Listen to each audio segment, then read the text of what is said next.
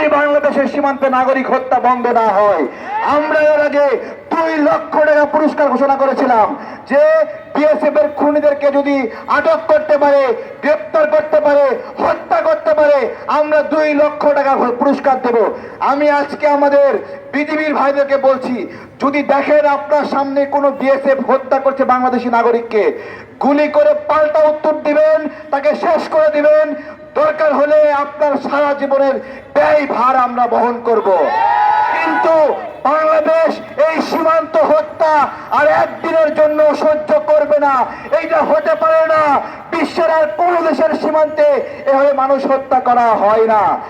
আমরা অনেকে প্রশ্ন করবেন, হঠাৎ করে ভারত হটাও বাংলাদেশ বাঁচাও কেন বললাম?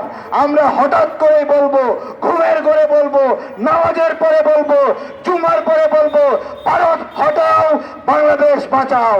সবাই বলেন, ভারত হটাও, ভারত হটাও, ভারত হটাও।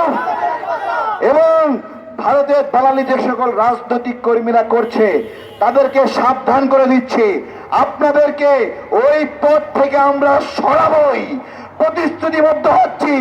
যারা যারা যে যে দল থেকে, সর্বোচ্চ পদে থেকে, বড় পদ থেকে ভারতের দালালি করছেন ক্ষমতার জন্য, ওই পদে আমরা থাকতে দেব না। আপনি ওই দলের হতে পারেন, আমরা থাকতে দেব না। পাশাপাশি প্রথম আলো, ডেইলি স্টার সহ যে সকল গণমাধ্যম ভারতের দালালি করছেন, আমরা এখনো আপনাদের পত্রিকা বন্ধ চাইনি, কিন্তু এমন কিছু করবেন না আমাদেরকে বলতে হয় প্রথম আলো বন্ধ করতে হবে, ডেইলি স্টার বন্ধ করতে হবে। আপনারা সংশোধন হন, আমরা সুযোগ দিচ্ছি। আপনারা কিভাবে সাহস করলেন? আমরা গরু জবাই করে প্রথম আলোর সামনে জিয়াফত করছি, ওরা পাঠা বলি দিয়ে আবার জিয়াফত করে। সাহস কত বড় দেখছেন নি?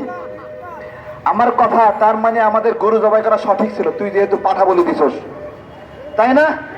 পাঠা বলি যেহেতু প্রথম আলো দিছে, সেহেতু গরু জবাই করা সঠিক ছিল কিনা বলেন?